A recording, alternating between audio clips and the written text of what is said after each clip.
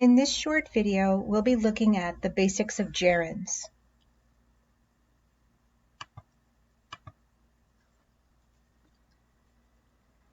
Let's look at the gerund dancing. We can use the gerund dancing as a subject, an object, or an object of a preposition. Dancing is fun. Marvin enjoys dancing. Marvin is good at dancing.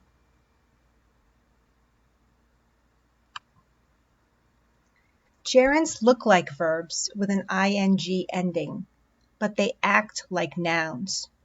So, to make a gerund, add ing to the base form of the verb.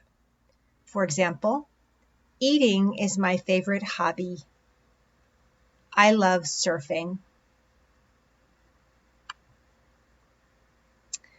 Now, all verbs have a gerund form, including stative verbs or verbs of state, how you are, how you sort of be. For example, running and surfing are my two favorite sports. Owning a car is expensive.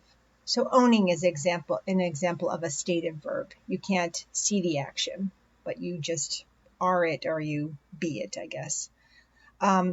Gerunds can name an activity or a situation in a general way. Swimming makes me tired. I don't like studying.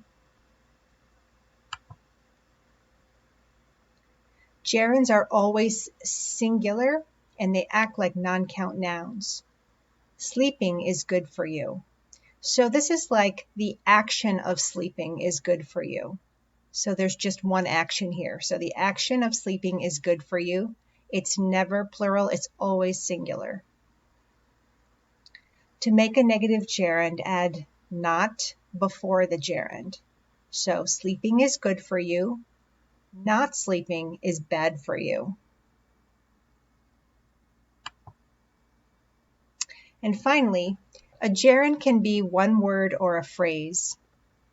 Reading is fun. Reading magazines makes me sleepy. So here you have a gerund, reading, and you have an object, magazines. Reading in the evening makes me sleepy. You've got reading is your gerund.